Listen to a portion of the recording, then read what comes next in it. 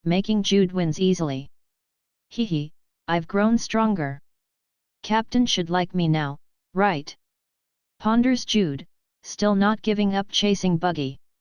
The Marine captains are not too strong for the clown's current level. It's also the case for the last Marine captain who fights Manhwa. The fat doctor fights calmly and he is an experienced fighter. So he can fight the Marine captain easily too. Manhwa just needs one shot of his spear bazooka to defeat his opponent, Slack, who fights barehanded. The bazooka has been upgraded by Ruff and has bigger firepower. It can even knock out a Seeking in one shot. Slack can't use armament and can't even use observation haki, so Manhwa can predict his movement easily and hit him with one shot. Without armament, Slack can't protect himself and receive the full brunt of the bazooka's explosion that makes him faint instantly. What a rare thing for me to get an easy opponent. Is this what Captain felt all these times? Ponders Manhwa as he ties Slack onto a tree. On another hand, Mantis's fight isn't an easy one, but it's also not difficult. Her opponent, Commodore Jasmine, who wields an axe, is quite strong. Jasmine is also a devil fruit user, a Zoan-type devil fruit. She ate the dog fruit, model, red fox. As a fox, she is very fast and agile, but not that strong. Her weapon choice is very strange considering she is a speed type. Axe is a heavy weapon and needs strength, not speed, after all. Mantis has the upper hand because of that. She can move a lot faster than Jasmine, who is in hybrid form. With a bow staff, Mantis's movements aren't hindered because it's light. She pushed Jasmine, who can only defend now. Why are you using that heavy weapon? It doesn't suit your type of power, asks Mantis as she attacks Jasmine with her dance. Silent. You don't know anything, says Jasmine angrily as she defends Mantis's unpredictable attacks. Of course, I won't. No one will know it if you never tell them, says Mantis rather pissedly. Jasmine doesn't say anything and keeps defending Mantis's attacks. She tries to counter many times but never succeeds. Mantis is faster and has observation haki too. So all her attacks have been predicted by Mantis. Mantis has been holding back since the beginning because her opponent is a girl. She sees Jasmine's heart is quite fragile, so she pitted the Marine a little bit. But now she knows that Jasmine is hard-headed, so there's no need to hold back anymore. Sorry about this, but I can't accompany you any longer, says Mantis. Jasmine is confused, but then she is surprised to see Mantis's movements change. Mantis's attacks get faster and stronger, making her get hit more and more. She can't even see Mantis's attacks now when they get faster. Above you, warns Mantis. That warning makes Jasmine raises her axe above her head to block Mantis's attack from above. Sigh, you're too naive, says Mantis, who stands right in front of Jasmine. Jasmine widens her eyes and tries to attack Mantis, but it's too late. Mantis sends a full-powered haki-coated vertical kick to Jasmine's jaw from a very close distance. It flings Jasmine upwards and knocks her out, making her revert to her human form. A naive girl like you need to be taught a good lesson, says Mantis as she poked Jasmine's big breast with her bow staff. Back in the Marine battleship, Dion is working on his second task. He goes around the ship to find every Denden Mushi and gathers them. This job is quite tiring because he doesn't know where the Denden Mushis are and the ship is very big. Buggy gave this task because the Marine HQ might contact Kizaru's unit for a report. So it will be very suspicious if there's no answer at all from the unit. Dion needs to act as one of the battleship's crew and fool the Marine HQ. He finally gathered every Denden Mushi in the battleship after running around for minutes. Then he gathered the Denden Mushi on the front deck and he rests there. He doesn't fight, but he is very tired now. Just when Dion tries to rest, one Denden Mushi went off. He wakes up immediately and wants to pick it up, but he stops. Now when the time comes, Dion is very confused about what he needs to do and says through the Denden Mushi. When Dion is flustered, a hand suddenly grabs the Denden Mushi's microphone. It surprises Dion and he looks at the hand's owner, it's Ruff. Ruff has finished his task, so he comes here to check on Dion and give help if it's needed. Hello? Asks Ruff through the Denden Mushi.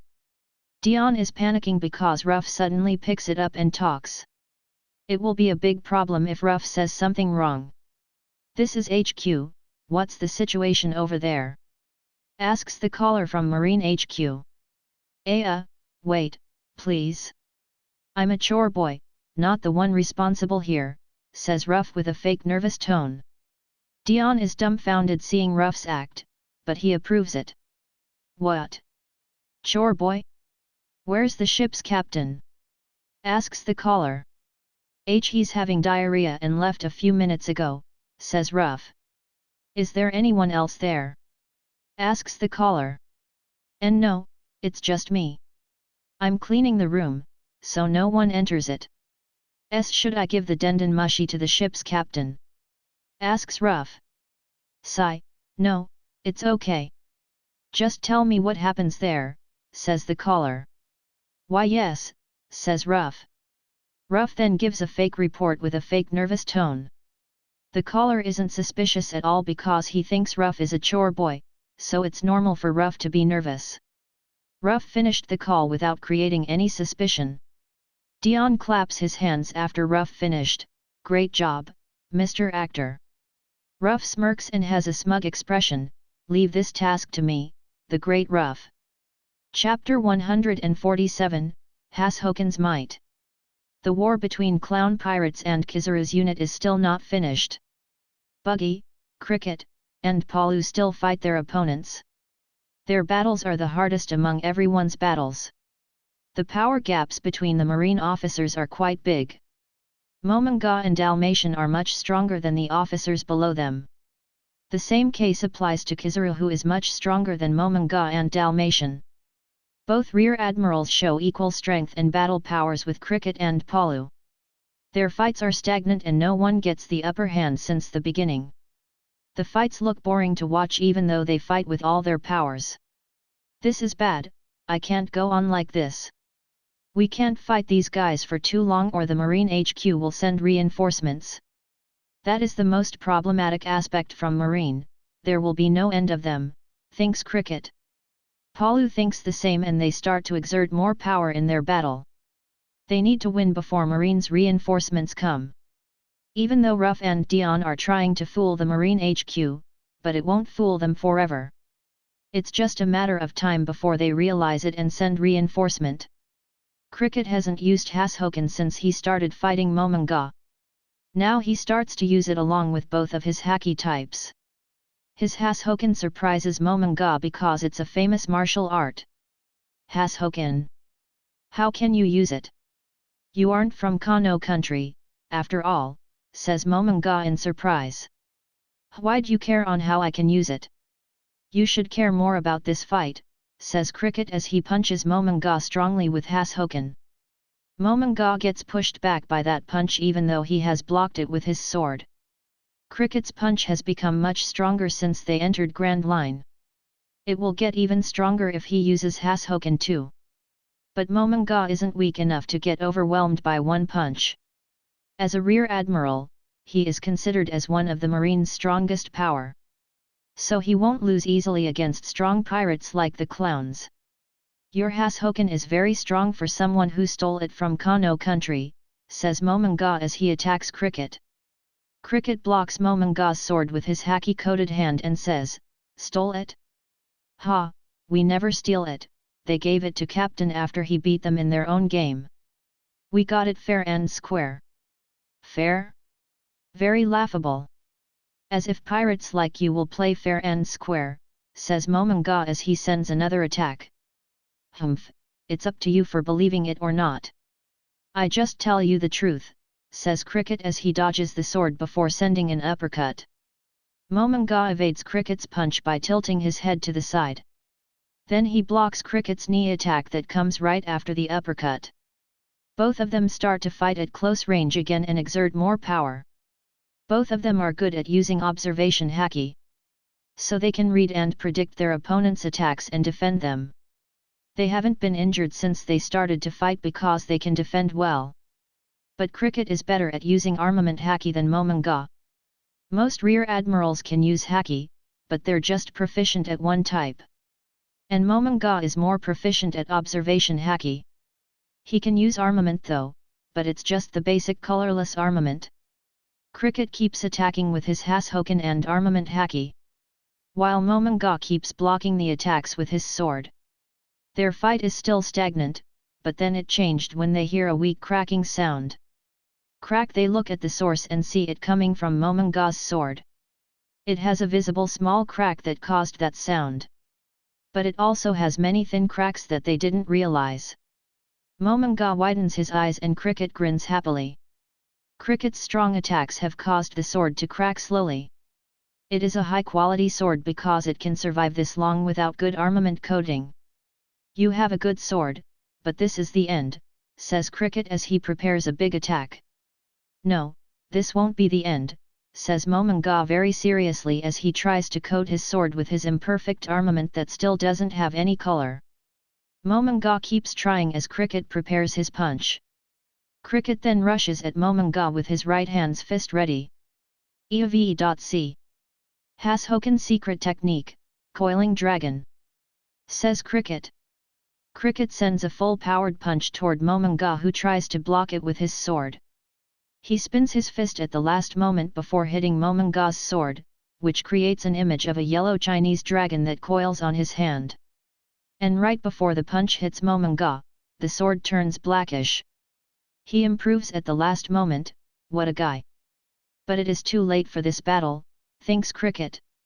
Cricket's punch hits Momanga's sword and gets stopped for a moment.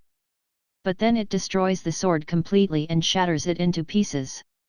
It continues to move toward Manga and hits him very strongly. Manga can't block the punch and gets hit directly. He flies back and crashes onto trees, destroying them. He stops after 50 meters and is still conscious. But Cricket chased him and sent a finishing punch that he can't block at all. He can't use armament again like before because it's just luck. Manga faints and the victory finally falls on Cricket. In another place, Palu is fighting like a brute with Dalmatian who is in his hybrid form. They hit each other with their haki-coated warhammer and fists. It's like they are competing on whose armament is the strongest by using it to attack and block. Palu and Dalmatian doesn't even bother to evade anything and take every attack with their bodies. But Palu has the advantage of being able to use mantra or observation haki while Dalmatian can't use it at all. Because of that, Palu can use his armament haki to block the correct spot every time. He covers the correct spot with minimal size and amount of armament haki. It makes him can save more haki energy because he uses it efficiently. Meanwhile, Dalmatian needs to cover wider areas because he can't use observation haki yet. He needs to guess where Palu will attack and cover a wider area to anticipate if he is wrong. It makes him spend more haki energy than Palu. Not only that, but he also gets more damages because he is wrong at guessing the attack spots many times. Palu can predict where he will defend and change the attack many times, so it damages Dalmatian greatly. Minutes after they started their fight, both sides have started to pant hard. Dalmatian, who should have more energy because of his Zoan Devil Fruit, is panting hard like Palu. He has too many injuries that his Zoan Devil Fruit's power can't help him again now. They get ready for a moment before moving at the same time to finish this battle. Palu swings his warhammer horizontally from his right side, while Dalmatian sends a straight punch. Their attacks meet and cause a big clashing sound. But then ripples are formed from Palu's warhammer. Hashoken! Shouts Dalmatian in surprise. Ho, so you know it. But that won't change anything, says Palu.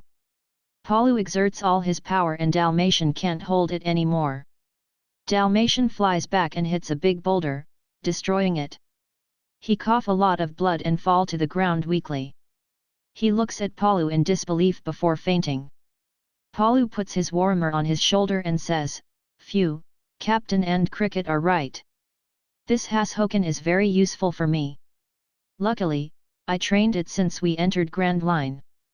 I will start using it more often from now on." With every officer except Kizaru has been defeated, the war between the pirates and marines has almost come to an end. The only battle that hasn't finished is Buggy's battle with Kizaru. But the situation seems to be very bad for the pirates because Kizaru's light sword is stabbing Buggy's left chest and Buggy doesn't move at all.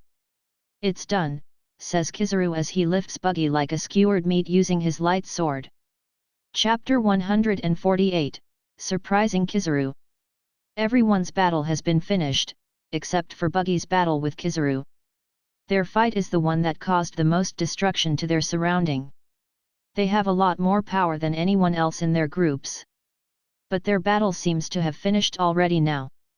Kizaru has stabbed Buggy in the heart with his light sword. It is imbued with haki and blood comes out of the spot where Buggy gets stabbed.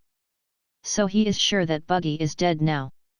Buggy's condition is also very bad, so it makes him even more sure. Buggy has many injuries in his body, very contrast with Kizaru who only has a few.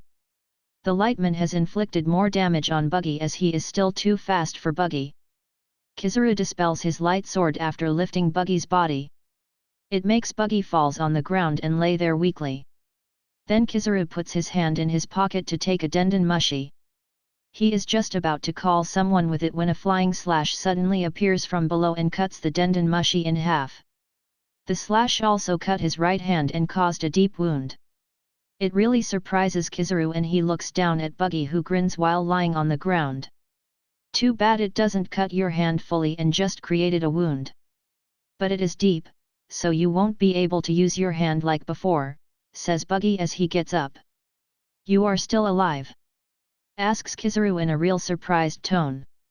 "Of course, I never said I'm dead, right? You assumed it yourself," says Buggy as if a dead man can talk and says that he is dead. "But I'm sure I've stabbed your heart," says Kizaru while holding his injured right hand. "Maybe you need to make sure once more," says Buggy while grinning. Kizaru moves again to slash at Buggy with the light sword in his left hand. But Buggy blocks it with his swords and kicks Kizaru on the chest. The kick flings Kizaru away and the lightman crashes onto a cliff. "You lose your concentration," says Buggy as he rushes at Kizaru again. They start to fight at close range like what they did before. But now Buggy is the one who pushes Kizaru, unlike before. The lightman is still very confused and shocked by what happened before, so he can't concentrate now. Furthermore, his right hand has a big wound and can't be used now. So he can only use his left hand to hold the light sword. It's not that he can't use his left hand, but it's far worse than when he used his right hand. Buggy inflicts more damages on Kizaru as time goes. That surprised attack has changed the battle's flow greatly. Now it looks like Kizaru will lose to Buggy anytime. "Hehe, now we have equal injuries," says Buggy while looking at Kizaru's bloody appearance. Kizaru clicks his tongue and wipes the blood on his mouth. Buggy rushes again, but Kizaru escaped after transforming into the light. He gets on a safe distance before ripping his coat and using it as a bandage to cover the wound on his hand. "Sigh, you've got me good. Now it will get a lot harder for me to fight you with my condition," says Kizaru. "Damn, you've returned to your sense, huh? It's better to stay like before, you know," says Buggy. "As if. But well, now that I can think clearly, I can finally guess why you were fine even after being stabbed like that. You don't have a heart, at least not in your body," says Kizaru. Buggy just grins and doesn't say anything, which just confirms Kizaru's guess. Just like what Kizaru guessed, Buggy doesn't have his heart in his body now. It is saved in a special safe in his room and no one knows it, even his crew. This is something that he has done since he almost died after Garp beat him up. He was inspired by Davy Jones from Pirates of the Caribbean. That octopus keeps his heart in a chest to stay alive. That's why Buggy was fine when Kizaru stabbed his left chest. His heart was never there, so Kizaru's sword won't kill him. Besides, he has split his chest a little before it gets stabbed to avoid damage, so he was just fooling Kizaru. But he was still grazed by the light sword, so there was blood that came out of it. He let it be because it was making his act better and Kizaru was really fooled by it. A pirate needed to use any trick to win a battle against a stronger opponent. Now Kizaru has returned to his sense, so the battle will get harder again. But the damages inflicted by Buggy will affect his fighting abilities. Still, Buggy also has a lot of injuries, so the winner of their battle is still unclear. They keep fighting at close range with their remaining energy. Their haki energy also has become very low after they keep using haki for a long time. It has become difficult for them to even use observation haki now, not to mention armament. They can only use their devil fruit and swords to fight. But they still need to force themselves to use armament so they can touch their opponent. That's why they use the most basic colorless armament haki to save energy now. Kizaru is rather pissed now because it shouldn't be the case if Buggy can't split his body to the cellular level. He was just immune to slash attacks before, but now he is also immune to blunt attacks by splitting his body at the cellular level as if he is a sand logia. But Buggy is more pissed because Kizaru is still too fast for him. Even though he has used his observation haki to the max, he still can't match Kizaru's speed. If this keeps going on, he will be the one who loses this battle. I won't be able to match his speed no matter what I do. So the only way is by predicting his movements long before they happened. A few seconds are enough, thinks Buggy. Buggy forces his senses and instinct to work harder. He forces his observation haki to see Kizaru's next movements even for a moment faster than before. He forces himself to grow in this difficult moment. Buggy concentrates fully to sense Kizaru's movements with his observation haki. He is very concentrated that his eyes look as if they turn fully white. His expression is very serious and he doesn't even flinch when he gets hit. His sudden change in demeanor surprised Kizaru again. Kizaru has been surprised by Buggy many times and now it happens again. There has been no pirate that can surprise him this much, even the Pirate King or other big pirates. Truly a dangerous man. I can't let him get away no matter what or it will be very bad. Someone like him will cause a big change in the world if he keeps growing. As a marine, I can't let a pirate change the world, thinks Kizaru as he also moves faster than before. Kizaru's sudden raise in speed makes Buggy gets overwhelmed. He gets hit many times and his injuries increase as time goes. But he is still concentrating to read and predict Kizaru's movements faster and faster. FENVO. Then suddenly, Buggy sees Kizaru swing his sword from above. But it's just an unclear sight, an image in his mind. The real attack happens 3 seconds after that image appears. This is advanced level, thinks Buggy in surprise. Finally, Buggy has upgraded his observation haki to advanced level and foresees 4 seconds into the future. This is a very good thing, but he doesn't think much about it now and keep concentrating. He needs to use this perfectly and win against Kizaru. Buggy starts to see Kizaru's movements and counter them all perfectly. Kizaru is getting surprised by Buggy again now. He ignores his surprise and uses full speed attacks on Buggy to end this battle soon. It feels like Buggy will keep surprising him if they keep battling. But Buggy's advanced level observation haki makes Kizaru's attacks useless. He keeps facing them with perfect countermeasures. Then finally, Buggy uses his remaining haki energy and infuses it to Pollux and charges it. See you in the future, Kizaru, if you survived. Clown's Rage, World Slicer, says Buggy as he swings Pollux diagonally from below. A white blackish flying slash attack with strong pressure power inside it is created. It hits Kizaru who stands right in front of Buggy and pushed him back fast.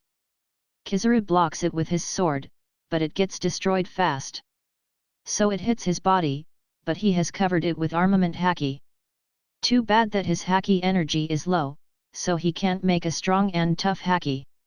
Such a weak armament haki won't be able to block Pollux's strong pressure.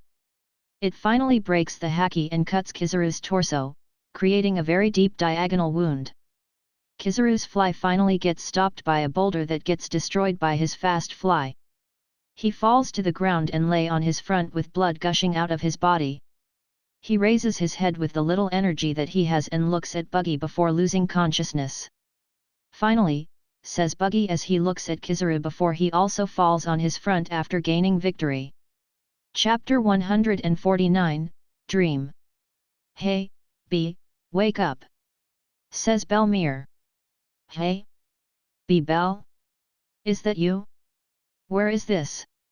Asks Buggy confusedly while rubbing his eyes to make sure that his eyes are fine. Of course, it's me. Who else? This is my house in Kokoyasi village, says Belmere. Kokoyasi?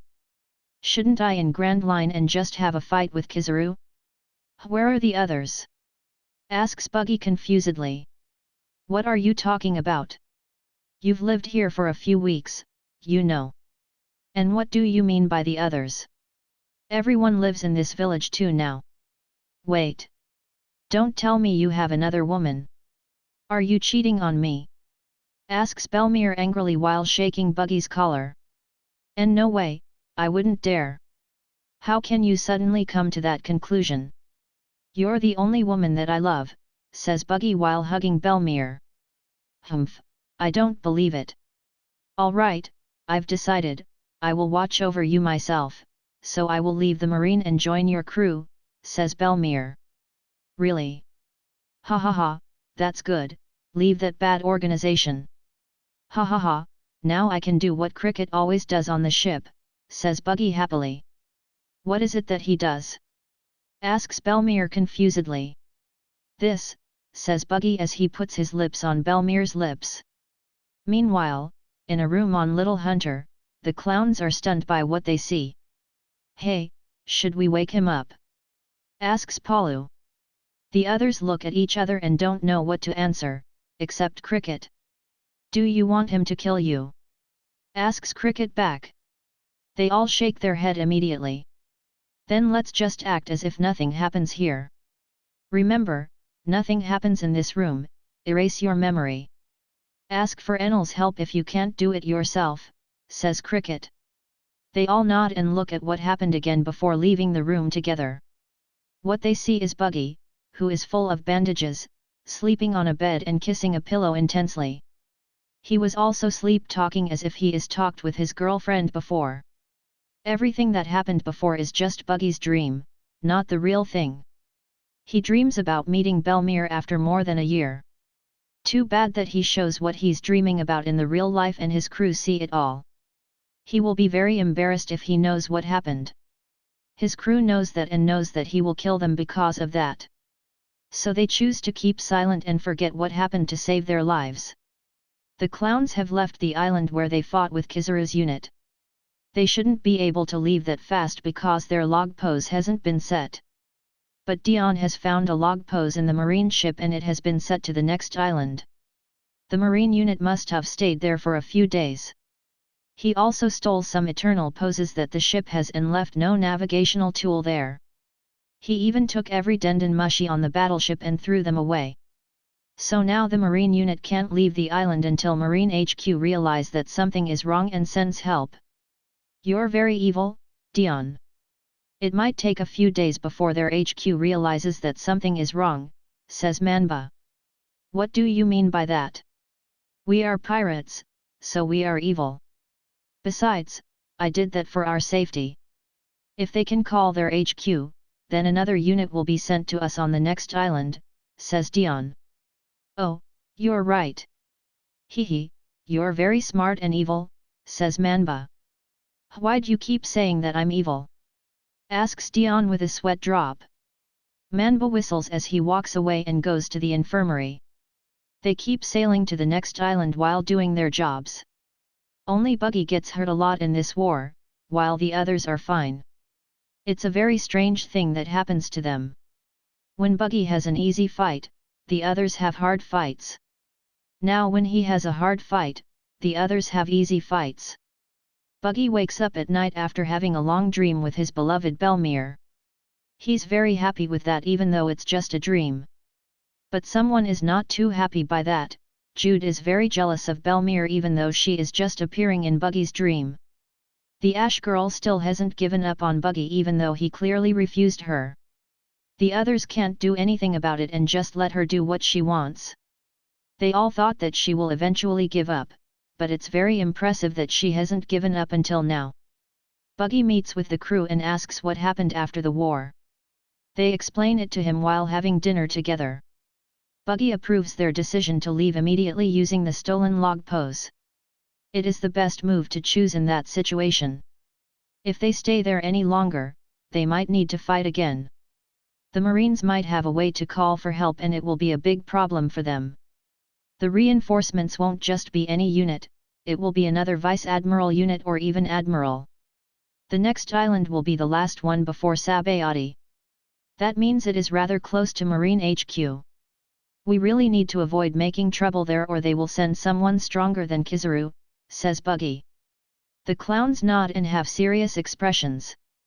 They know what Buggy means by someone stronger than Kizaru, the Admiral. Marine HQ might send an Admiral or some Vice Admirals just to capture them. They keep moving to the next island while still training like usual. Now they all know the strength of the Marine Vice Admiral that become their threat. It's a good lesson for them, especially the new guys, specifically for Enel.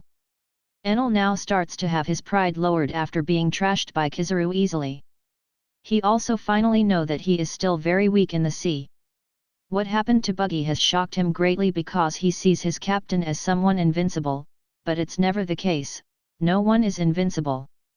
Now Enel starts to train more seriously and interact with the crew more than before. He knows he can't do everything alone and needs others' help. If he is alone, then he wouldn't survive the war with Kizaru's unit.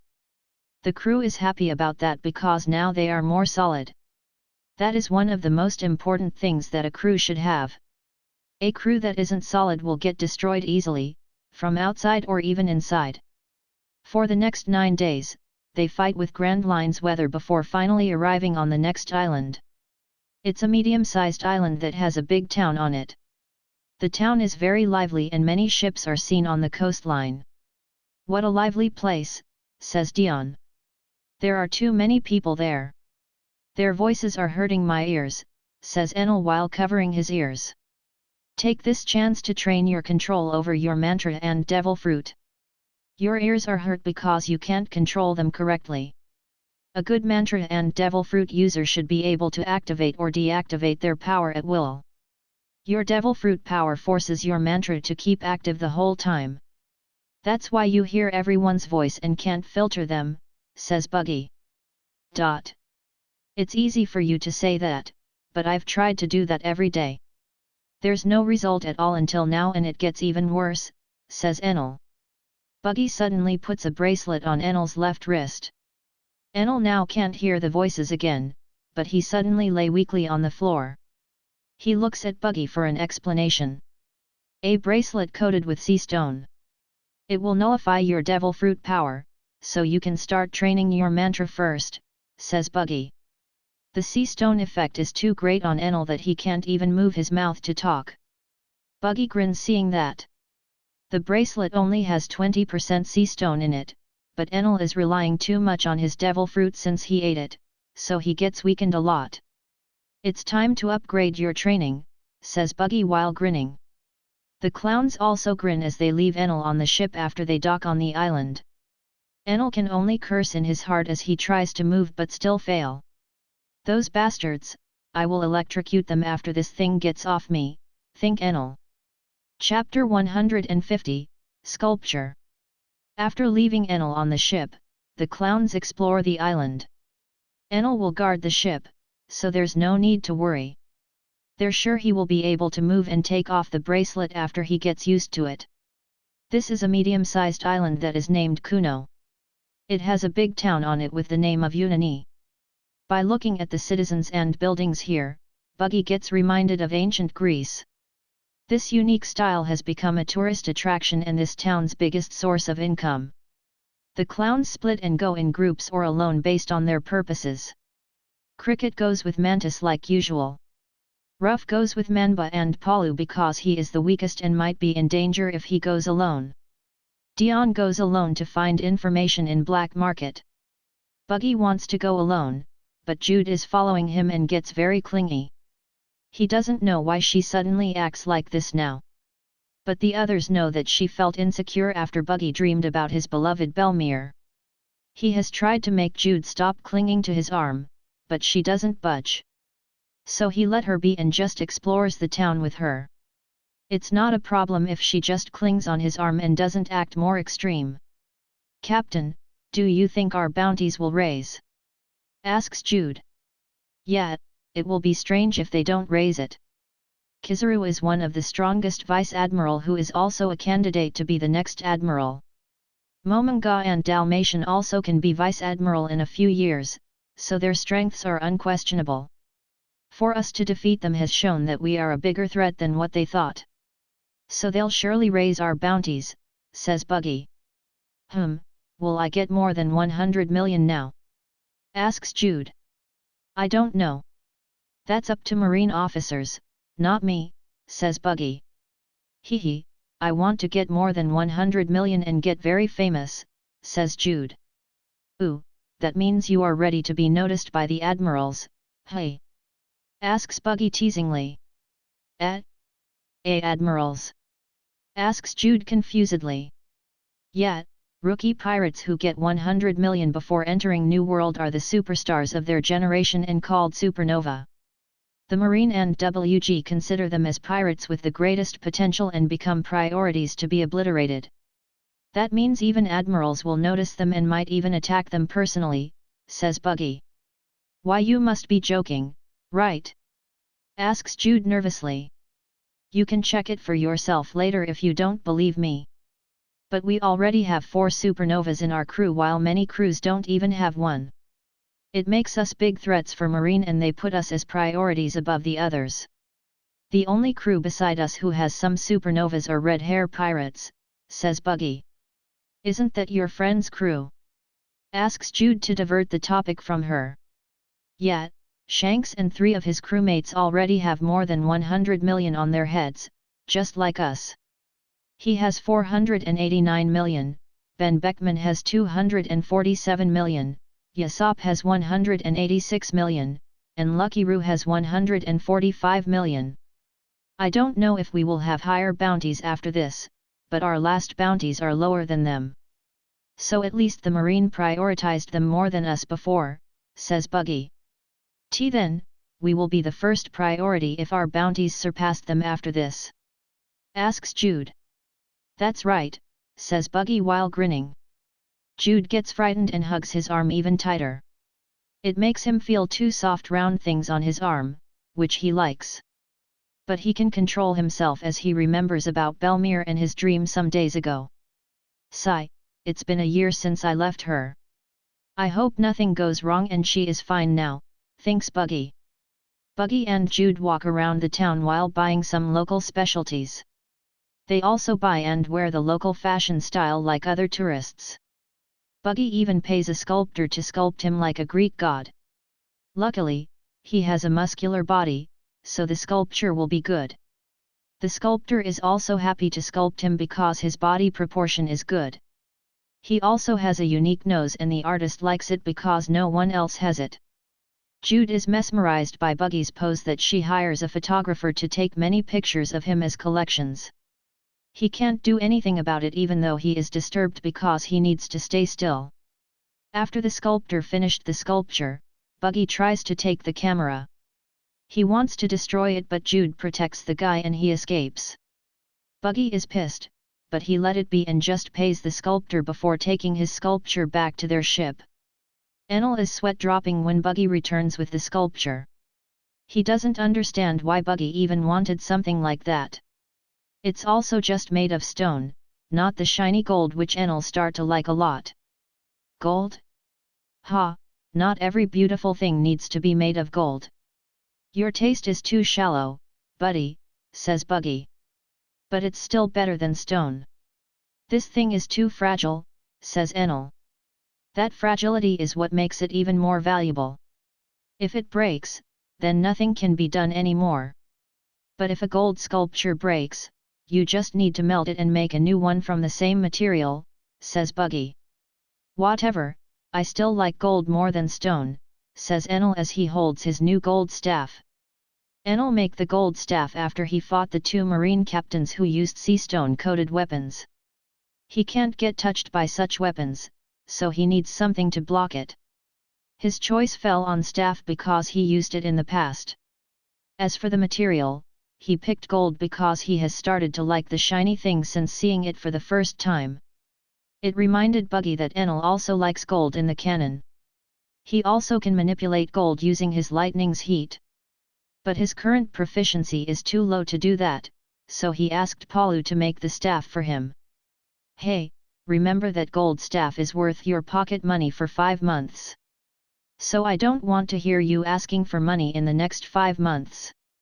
And wear the sea stone bracelet again, says Buggy. Enel grumbles before taking the sea stone bracelet and wearing it again. He gets weakened and even needs his gold staff's help to stand. Buggy forces him to train while wearing the sea stone bracelet to strengthen his basic power. Soon, the others return, and surprisingly, Cricket and Palu have the same idea as Buggy. They also made sculptures of themselves and bring them back to the ship. Now, there are 3 marble sculptures on their ship. Ha, you two have a good taste of art, says Buggy. You too, Captain, says Palu. Yeah, but they just don't understand it, says Cricket while pointing at the others. Of course, we don't. Why'd you should show your naked upper body like that, says Mantis while pointing at the 3 sculptures. That's the beauty of these sculptures, says the trio at the same time. The others are speechless to hear that and can only blink their eyes. This is ridiculous, says Dion who has just returned and seen the 3 sculptures there. Buggy, Cricket, and Palu are startled by that and say, this is art. Everyone sighs hearing that and just let the 3 of them have what they want. Whatever, art is not for everyone. But I know these things are for everyone.